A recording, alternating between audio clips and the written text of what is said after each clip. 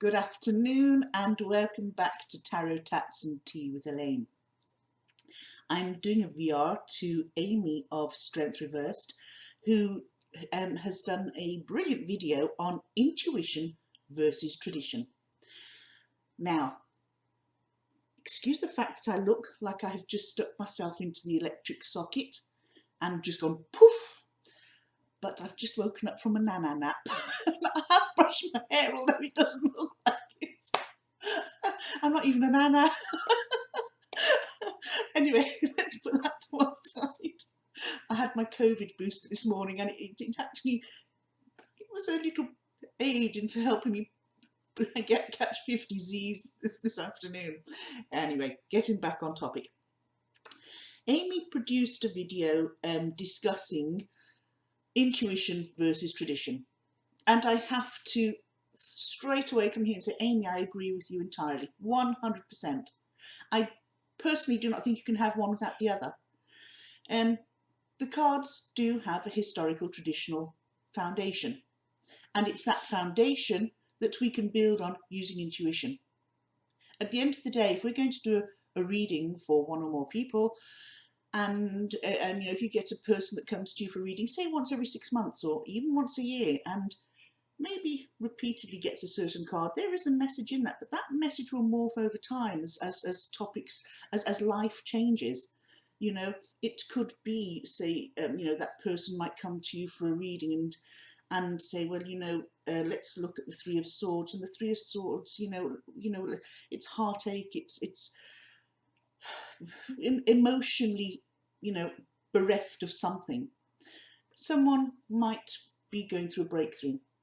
Then they might, a breakthrough, a breakup in a relationship, and that card could come into play. It could highlight it, and you can build on that. However, 6 months down the line, they decide to come to you for another reading, and still they're getting this Three of Swords. Well, why is that card coming up again? They can't still 6 months later be in the same breakup that they were in 6 months previously, surely, unless did they decide to go back to the person that hurt them in the first place, or didn't learn their lesson. Maybe so, but it could be the person hasn't recovered emotionally, that albeit it happened, it's gone, they're still struggling. They could be struggling with other issues such as finances, such as finding their own way, such as coping and feeling alone. Just because there's 3 swords through a heart does not mean it's just that one thing. Intuition, energy, and what you're getting from your querent all adds to that magic pot that mixes around and throws out all these different scenarios and situations. I think relying too heavily and solely using traditional meanings of the cards, your readings would become very staid, very boring, very samey, and it's very possible that one person after the other would be getting the same readings, and that would make it very strange that everyone's getting the same reading and it doesn't necessarily fit into that person's life. We know that traditional historical meanings also morph with time as society changes, and yes, it gives us a foundation, but that foundation, I'm not saying mingle and mangle and twist those traditional meanings till they don't resemble what they look like in the first place. What I am saying is use your common sense, use history, and use your intuition. And rightly so, when reading books on tarot and card meanings, I have a plethora of books over there, and they're great resources. We have the books that come with decks of cards we buy, and they're brilliant. It's lovely to see the creator's take on different cards. I don't know if you've ever tried, and it's a great practice that I feel. I love to get, say, 5 or 6 different decks out, and I'll shuffle one deck and pick out one card, because that deck is my leader deck. I'm picking out one card and say strength. Strength comes out. So I'll put my strength card down, and then I'll pick out the strength card out of the other decks, and I just line them up. And we all know the traditional meaning of strength, and we can look along that, the imagery, the colour, and what you feel from each card can actually give you 5, 6, 7 different messages of strength. Particularly if you're looking at things for yourself, you're able to say, well, jeepers, yes, that strength card that's telling me I can face my demons.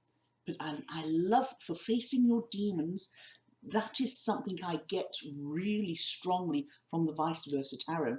When we are transported into the card and we're not just seeing this lovely lady with a beautiful lion, but we're standing behind them and we're looking in the direction they are, and we can see this beast. You know, you have the strength to face what's coming. You have the strength to get round an obstacle. You have the strength to deal with what daily life throws at you. We can look at the strength card face on, and sometimes the lady's looking down the mouth of the lion. Again, facing fears. You know, think of the lion tamer in a circus pushing their head, you know, facing fears, facing danger. Let's look at the lion in the Dark Mansion tarot, the strength card in the Dark Mansion, where we have the moon-faced lady leaning on the lion and looking at life and saying, I've got this. I've got the inner strength. I've got the wherewithal to be able to go forward. She looks like a leader. She looks like that's the one to keep your eye on. Follow her if you want to manage your success, to go forward. She has not only the strength in the lion, but she looks determined and strong. So all these little things, these little twists and turns and little tweaks of each artist's interpretation feeds your intuition. You still have that basic traditional meaning, which is a strong foundation for us all to build up and use our intuition. One task I like to do, which helps me really get to grips with some cards, particularly if it's a deck that I'm struggling with. If it's one that I think, well, I really like that deck, I bought it, but I'm not really, as much as I like it, I love the art, I'm not sort of comfortable reading with it. Well, I give the deck a chance, and I love to meditate with a card. And this is an activity, I think it was in one of Mary K. Greer's books, and it's stepping into the card, doing a meditation, visualizing that card, imprinting it on your mind, seeing it, smelling it, tasting it, touching it, hearing sounds in the background, holding on to this card. The card becomes a doorway in which you step into, and you're interacting with the character in that card. And you're quiet, you have the room quiet, but yet you can hear sounds. What can you hear inside that card? What is the character telling you? The character gives you a little token, a little gift, and only you can see it. And you have a look at that gift. What has that character in that card given you? What does that mean to you? Is it something that can enhance your understanding of that particular card? Is it something that you're meant to hear for you, that helps you move on through a different problem, through looking at things through new eyes? It all comes down to combining tradition and intuition. But not just intuition. Intuition, we've got here, it's our gut feeling and everything else. But sometimes, and I would imagine I'm not the only tarot reader that this happens to, but you get tastes, you get smells, you can almost hear sounds. An example, I had a lady here who I did a reading for, and all of a sudden I said, I can smell burnt bread. and I can sense a baker. Does that mean anything to you? And the look I got was, well, yeah, somebody owned a bakery and they've destroyed a day's worth of baking. What happened? Did that actually happen? Or have I just eaten magic mushrooms and lost my marbles? And she said, no way. My grandfather owned a bakery and he was a storyteller and he loved interacting with his customers. He had trays of bread in one of these massive baker's ovens. He burnt the whole lot. He burnt the whole lot. He was very angry at the time, but it was something that down the line they were able to look back and laugh on. How could I have known that? It certainly wasn't written verbatim on a card, but it came up through the cards. It's something in the cards I was reading fed my senses. But like that, I also believe the sound and the images not only were coming from my intuition, but were coming from people who have gone on, who I consider my spirit guides. How could I have possibly known that? But that's only one small example. Things like this have happened many times when I've done a reading. So to solely rely on traditional meanings would not give a querent that magic touch, would not add that vibrancy and that that's really personal information to a reading. You know, you do hear people saying, oh, tarot, it's a load of old baloney, or they'll only tell you what they want you to hear, or they make it up as they go along, as Amy was saying. Yet how can anyone explain not just that one example, but examples like that? Not just mine, but the examples other people give, because I'm 1,000,000% certain I'm not the only tarot reader that has happened to.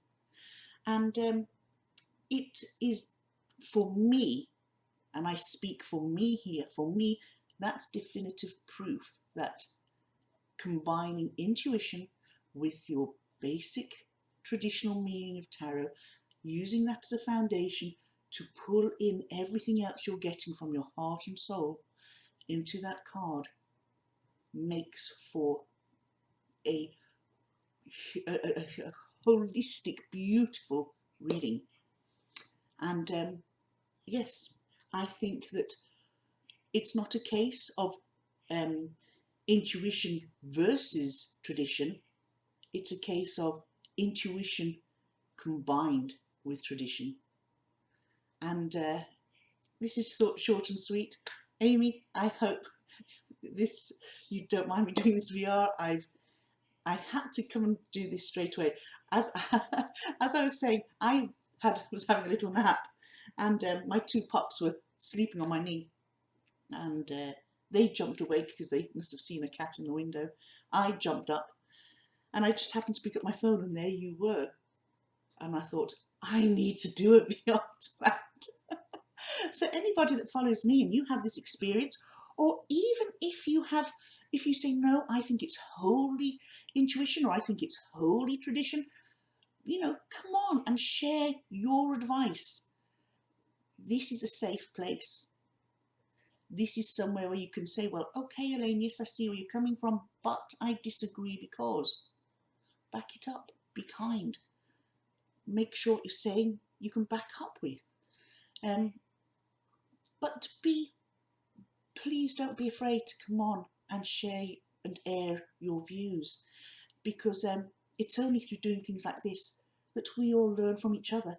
And as Amy very rightly said in her video, tarot is a continual learning process.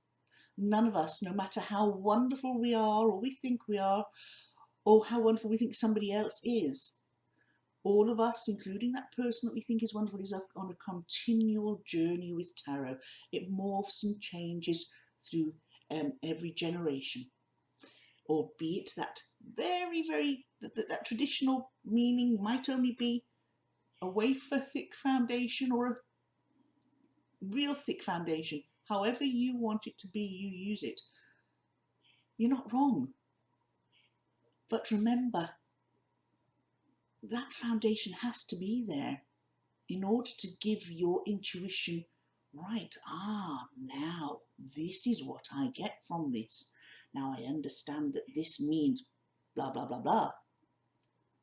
But this is what else I'm getting. Write down anything that you get that might differ to the books. Again, add it to your own tarot books, your tarot journals.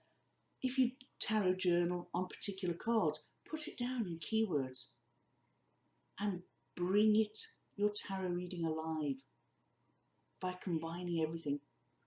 I do like some symbolisms. And Amy, this is not just a copy, but I struggle with the astrology side of it. I couldn't say, oh yes, well, obviously when you see the likes of the Justice card, you can say, yeah, okay, yeah, that's Libra, we've got the scales, things like that. It has to be glaringly obvious because I am not au fait with astrology. But I love looking at colour. I am getting handier with numerology. But for me, it was always tarot from a baseline and incorporating my intuition and what I get from my guides. And it's something that feeds my well, that enables me to share with other people, and that actually brings me peace on a personal level. So enjoy your tarot reading, enjoy your continual tarot learning, and enjoy sharing in a community. Remember, we're all here for the same thing. We're not here to pull lumps out of each other and say, oh, you're right, you're wrong. We all have something very valuable to contribute. We're not here for no reason. We're here for a reason. So take care, everyone. Have a wonderful day. And please join in the VR. It's actually quite enjoyable. Take care. I better get some housework done now. Bye.